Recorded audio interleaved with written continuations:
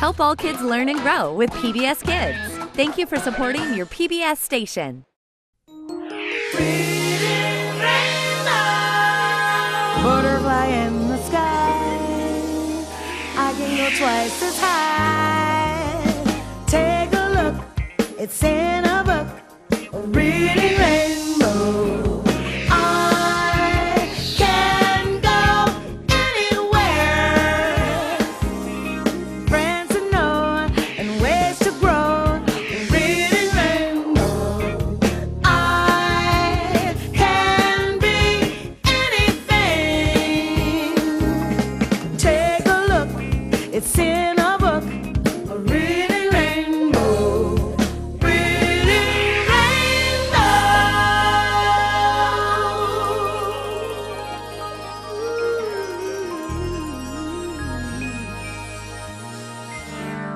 What's that? Oh, I see. Spots on a giraffe. Spots on a giraffe? That's not how I see it. Anybody can see that's two big eyes and a nose. I don't know what you two are looking at, but I see a close-up of a delicious piece of Swiss cheese. Swiss cheese? You've got to be kidding. Giraffe spots do not look like something to eat. Oh, give me a break. It's obviously a face. Plain as the nose on my face, it's a piece of cheese. Wait a second. Hey, wait a second. Let's take another look at this.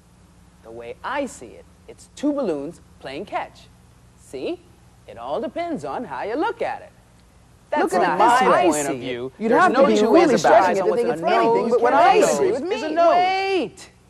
Since we don't see eye to eye, let's take a look at another riddle. Okay. This one's easy. Sure, absolutely. Yeah, anybody can see that's a closed eyelid. A closed what? From my point of view, it's a somersaulting caterpillar. No. Look at it this way. It's the entrance to a tunnel. Huh? No. Look again. It's the sun passing by a window. Unbelievable. How come you guys can't see better? what's I think in you need front an of you? eye checkups. Hey. Look at this. Maybe we can see eyeball to eyeball this time. Now, from my point of view, it's really a wild hairdo, kind of a bright red afro.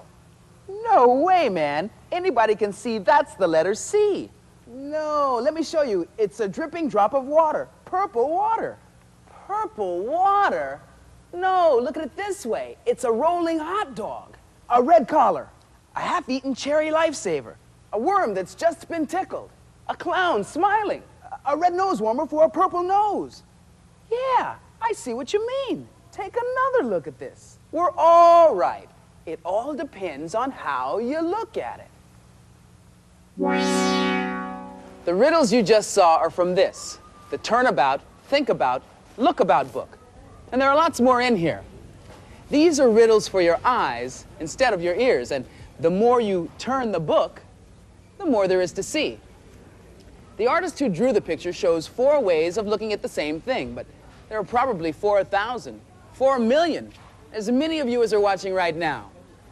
That's because we all see things in different ways, our own special ways. We also have our own unique ways of hearing, smelling, tasting, and touching. That's why I love coming to the Farmer's Bazaar, where I'm surrounded by all the colors of the rainbow, and as many textures and sweet-smelling aromas as there are fruits and vegetables here. Everybody loves to try their own hand at using their senses to discover the juiciest, ripest, and the most delicious of the market's pick. These are some of my best bets for today's tastiest treats. What do you think this is? The burning hot surface of the sun? A sponge? No, it's an orange. And how about this? Green coral? Seeds? Of course not. It's broccoli. And what do you suppose this is? A moon crater? A dried up riverbed? Not at all. It's a potato. Let's try another one. This could be lizard skin or a leaf, but it's not. It's an onion. You've been looking through a very special camera lens that lets you see ordinary things, things you've looked at almost every day of your life, in a brand new way. I'm sure you know lots of people who use special lenses to see all the time. Arthur could really tell you the importance of wearing glasses if you need them. He found out the hard way, and that's what this book, Arthur's Eyes, is all about.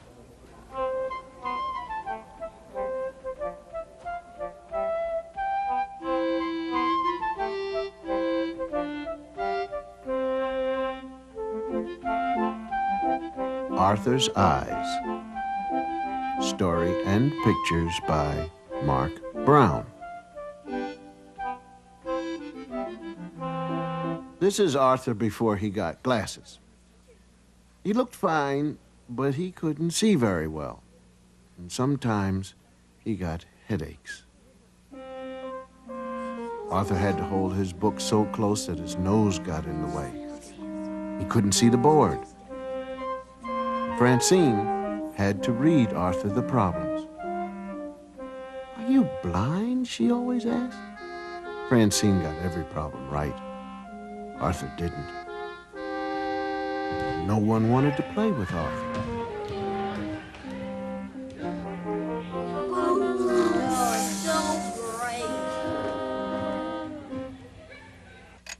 Arthur's father and mother took him to the optometrist. Dr. Iris tested Arthur's eyes. "You need glasses," said Dr. Iris. Arthur tried on all kinds of frames. He chose the ones he liked best. "You look very handsome in your new glasses," said his father. "Everything looks clearer," said Arthur. His mother told him he looked very smart. But the next morning, his friends laughed at him. Francine called him Four Eyes. "Sissy," shouted Buster. None of Arthur's friends wore glasses. No one in his family wore glasses either. Arthur felt awful. He didn't care if he could see. He didn't want to be called Four Eyes. Arthur decided he would lose his glasses. Arthur put his shirt in the laundry. In the front pocket were his glasses. His mother found them the next morning. "You have to be more careful, Arthur. You're lucky they weren't broken." That day at school, Arthur hid his glasses in his lunchbox. He told his teacher he forgot them. But now, things were harder to see than ever. When Arthur walked down the hall to the boys' room, he had to count the doors. He opened the door. Francine was talking. What was Francine doing in the boys' room? "Get out of here!" screamed Francine. "This is the girls' room!" Arthur couldn't find the door. Now all the girls were screaming out in the hall. Doors opened. Teachers ran out. The principal appeared. Everyone was looking at Arthur. Arthur turned red. He wanted to hide. The principal took Arthur to his office. Then Arthur's teacher talked to him. "Why don't you keep your glasses in a case in your pocket as I do?" he asked. "You wear glasses?" asked Arthur. "Yes, for reading," said his teacher. He took them out. They looked just like Arthur's, brown. Suddenly, Arthur felt better. He went to his lunchbox, and he put on his glasses. In gym, Arthur made 10 baskets. Francine made 4. That afternoon, Arthur didn't need Francine to read the problems on the board. He got every one right. Arthur could see Francine's paper. She missed 2. After school, Francine asked Arthur to be on her team. I'll consider it, said Arthur. The next morning, Arthur was very surprised when he saw Francine. "They're my movie star glasses," said Francine. "But there isn't any glass in them," said Arthur. "It doesn't matter. They help me concentrate and make me look beautiful," said Francine. That afternoon, a photographer took the class picture. "Just a minute," said Arthur. He took out his glasses. He carefully polished them and put them on. "Everyone ready?" said the photographer. "Wait," said Francine. She ran to get her purse. She took out her movie star glasses. "Okay, I'm ready too," said Francine. "Smile," said the photographer.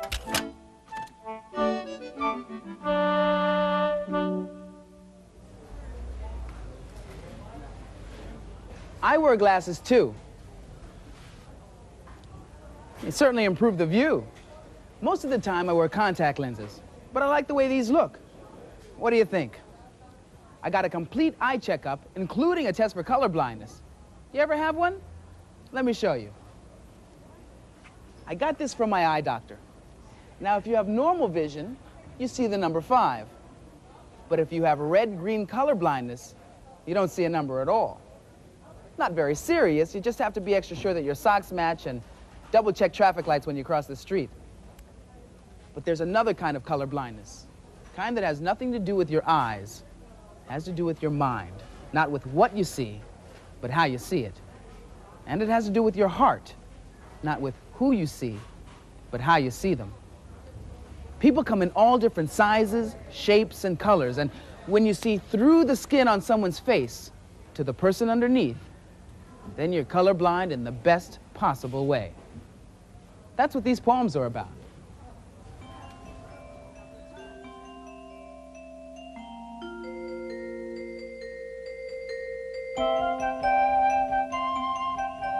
I think the real color is behind the color. That skin on my face is for cold mornings and the cool breezes of some summer afternoons. Under that skin and under that face is the real face.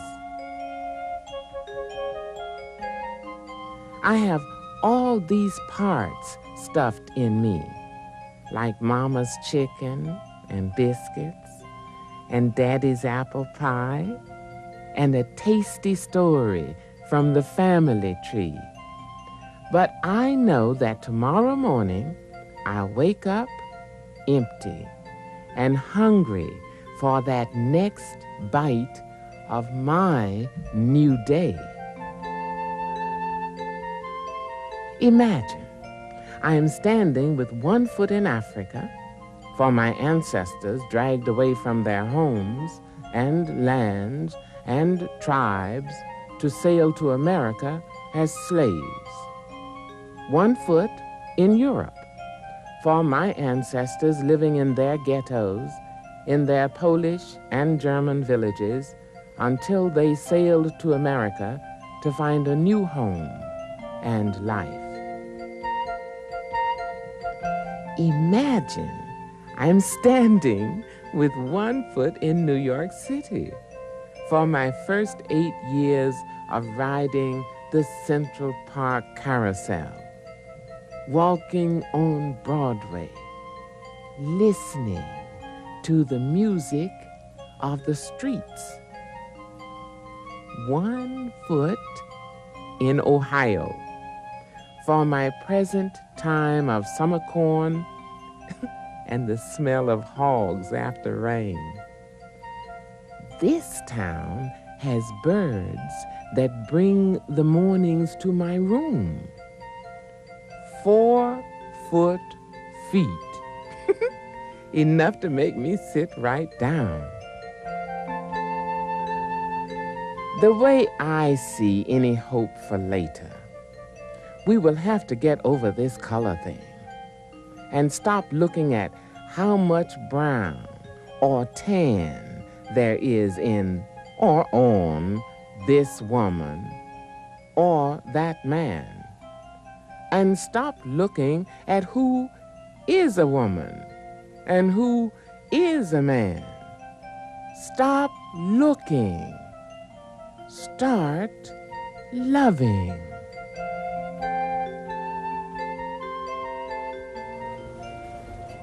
I'll take this one. I've got a movie in here. Well, at least that's what it looks like. Watch. This is a flip book, and I made it myself by drawing a series of pictures that change just a little bit each time.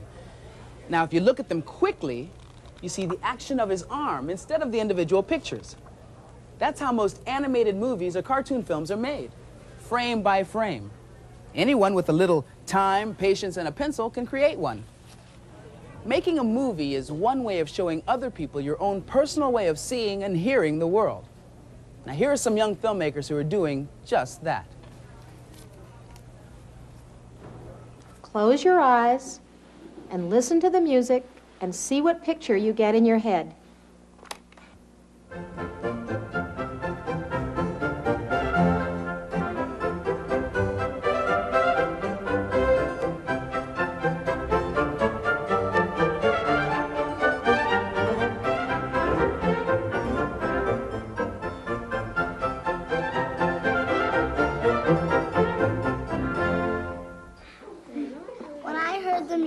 I saw a dancer, and I saw her dancing in a garden. And I saw her moving her legs and arms and spinning. She dances in her backyard, and her backyard's really a garden. And she has 5 flowers growing, and every day she leaps over them. I like to sing, and I like to dance to music, and I like ballet. That's why I made a ballerina in blue, because blue is one of my favorite colors.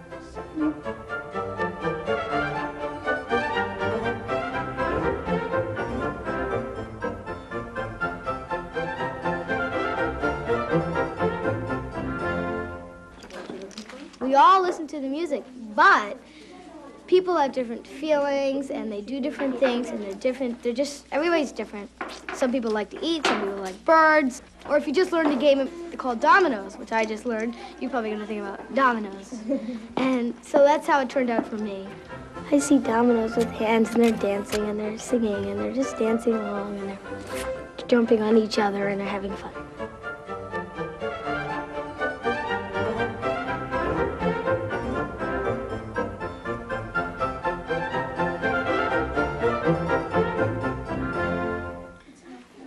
One advantage of working with a partner is if you're not sure of something, you could just consult your partner and see what he thinks about it.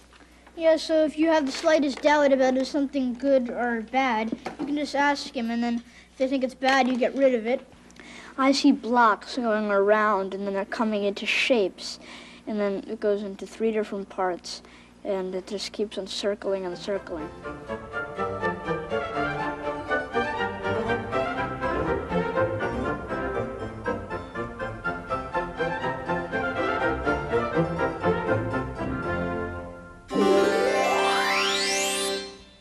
If you use your other senses, smell, taste, hearing, and touch, you don't always need your eyes to know what's going on around you. Sometimes you don't even need your eyes to read a book. Meet Rolly. He's small, round, and very curious, and he wants to explore the book he lives in. This book, Rolly Goes Exploring, can be read by blind or sighted children. If you can't read the words with your eyes, you can read them with your fingers. These little raised dots are a special language called Braille. Blind people use it to read and write. Each set of dots is a letter or number that you can learn to read with your fingers, just like you can learn to use your other senses to read. I'll show you what I mean. Reading a book with my fingers makes me realize how much I see the world all the time without using my eyes. You can't always tell how ripe a melon is just by looking at it. You can't tell if it's sweet and ready to eat unless you smell it, squeeze it, even listen to it. Lots of times you can hear what someone has to say by using your eyes instead of your ears. Watch, you'll see what I mean.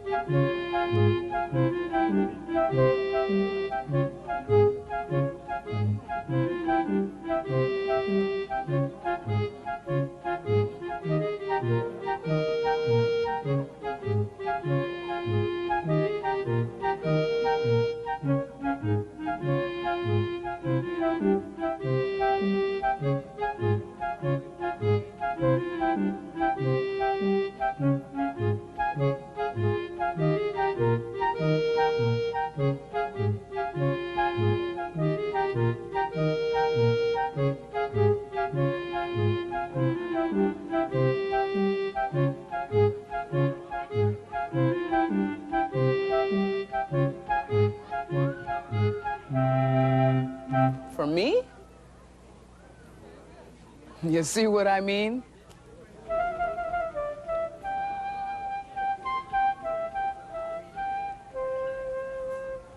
Aww. Mime is just one way to communicate without saying anything. And American Sign Language is another. If you enjoyed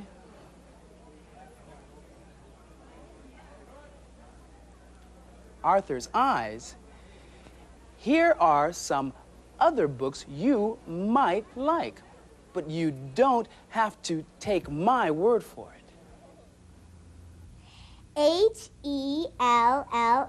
Hello, my name is Erin Klimko, and that was American Sign Language. It's a way of communicating without words. And if you want to do more of that, you should read a book called A Show of Hands. It's a book about a boy who doesn't believe in sign language till he meets a girl who's deaf and then finds out he's been using it all along. He used things like shrugging his shoulders if he didn't know the answer, raising his hand if he did, waving to a friend across the street, or just twiddling his thumbs. I especially like the pictures in the book. There's even a sign language alphabet. You can learn the whole alphabet from reading this book, and even some words, too. I was kind of nervous about showing you this book, so I hope you really like it. Hello, my name is Robin Martin. Do you have any grandparents who are blind and who can teach you things? This book is called Through Grandpa's Eyes. It's about John and his grandfather who is blind. Grandpa taught John how to tell when breakfast was ready. He used his ears and his nose. He smelled the bacon cooking, and he smelled the marigolds, which didn't smell so good. I learned a lot of things from this book, like using my nose and my ears and how special it is to learn from a blind person. This is a wonderful book, and I hope you read it someday. Namaste, everybody. And in India we say that. It means hello. I'm Nilay Shah. I'm Nirav Shah, and he is my twin brother. Even though we're twins, we don't always agree on things. And we read this book called Is This a Baby Dinosaur? It's a science book. It is also a non-fiction book. My favorite part is the question that asks, look hard at anything you see. Is it what it seems to be? Sometimes it is, sometimes it isn't. You can really let your imagination fly. But my favorite part is when they ask, could you hang these on your Christmas tree? And the answer is, no, they wouldn't last. They are dewdrops on a spider's web. Nirav, I think they should read the book because of the science. But I think they should read the book because of the close-up pictures. Well, you can think what you want to think, but judge for yourself. Aujo!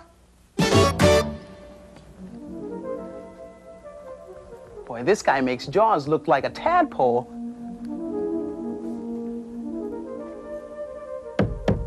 Neat.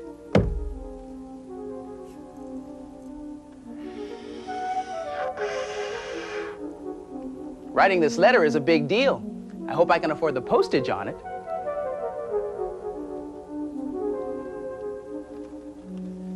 Must be part of a big band. Hey there, big guy. Would it be too much to ask if I borrowed your gavel? Order in the court. Order in the court. Judging by the size of this, I'd be a big hit on the bench. Or tops in my art class. Am I having some sort of weird dream? Have my big ideas gotten the best of me? Or am I just in a toy store called KB in La Mesa, California? You know, if I were to judge myself just by what I see right now, I'd feel awfully small. It could make me feel pretty unimportant. Boy, that looks so tasty. Wow, thanks. I know I have a huge appetite, but this is ridiculous.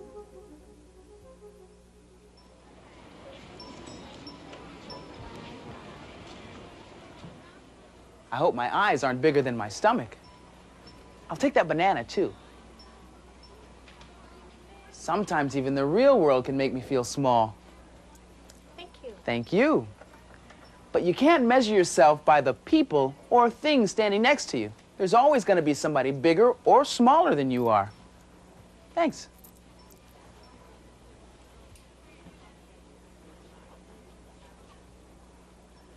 The only way to really know how big and important you are is to look inside yourself.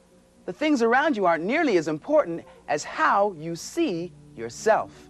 Some people say the best things come in small packages. Others say bigger is better.